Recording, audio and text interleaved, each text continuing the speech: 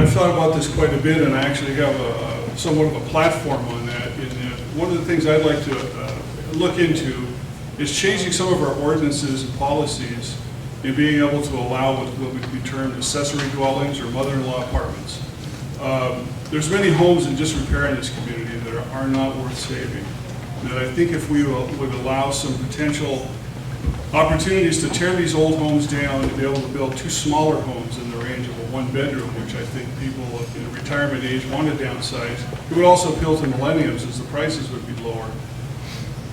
It would also share costs of the utility hookups. And of course, if we do it in town, we're already hooked up to the bus systems, the transportation routes. As a member of the Mason Transit Authority Board, I was involved in getting the route to here. When this agency built out here, they came to us and asked for that, and I pushed for that very strongly. We got a bus route specifically to the senior centers. I think that's a huge part of our ongoing community, is to be able to allow smaller homes near transportation, near shopping, near medical facilities. And then in order to do that, we have to change some policies and allow for maybe a higher density in certain neighborhoods. Like right now, you could build only 1 duplex per block. I'd like to look into maybe increasing that, because we're obviously becoming a rental town with the affordability not there for houses at senior levels.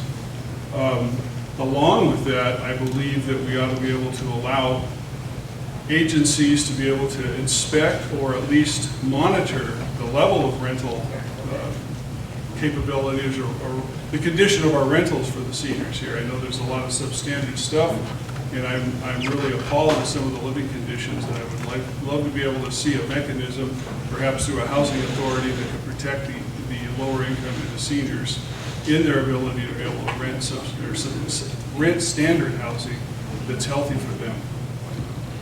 I've lived here for 29 years in the city, and my husband just retired, so my interest is looking into providing affordable housing for older individuals. Things that are houses that are on the bus line, close to the grocery stores, close to doctor's offices.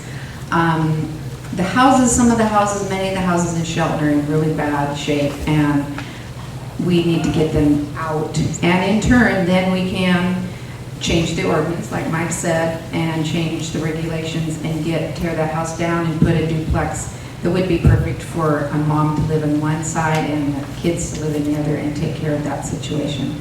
One of the groups I serve on is the Lewis Mason Thurston Area Agency on Aging Advisory Board. We've talked a lot about the importance of transportation, point-to-point transportation. Our dial-a-ride is essential, but also as regular bus service is essential for keeping people in their homes, in places where they've lived, communities where they've lived. Another point we should enter this discussion is in developing homes. Shelton Hills is building a tremendous number of new residences as part of their development. And from the first opportunity I had to speak out about this, I pointed out to them and to the commission at the time that part of the urban growth area and comprehensive plan regulations require the city designate and set aside areas so that there will be adequate housing for seniors, for people with disabilities. There are guidelines about the mixed neighborhoods that a community needs to provide. And so I said to Hall Equities while they were there, please, when you're planning this development, make sure we have adequate housing for these groups with special needs, seniors among them. I have a couple of friends who have retired in the Shelton area and have moved to Olympia because we did not have mid-level senior housing that would have been adequate for them, and so I appreciate the problem.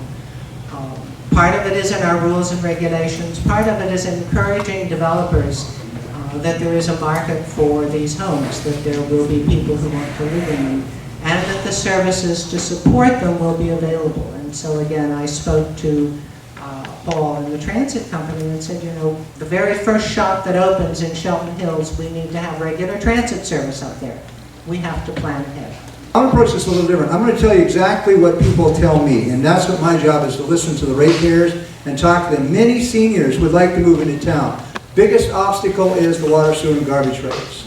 We're one of the highest in the state, and that is a big obstacle. It's a big, we have middle income people that use that as an excuse not to move into our cities. So I definitely am not into increasing them anymore, and if there's any way that we can find options to bring them a little bit down, I would be greatly in support. That would really help. The other thing is we have overregulated the ability to build in our city to such a degree that we're asking a builder to put a house in a neighborhood, and when he's done, the cost of that house is more than what he can actually sell it for. So we have really put a stop on this. $20,000 in impact fees, water, sewer hookup fees, and so those are our biggest problems, is those two things there. If we could put a moratorium on some of those fees for a one-year period, and we could also address the water and sewer garbage rates, I believe that this city could bounce back and we could really start cleaning up these neighborhoods, and we could make things a little bit more affordable for housing. I have rental units and I rent to senior citizens, and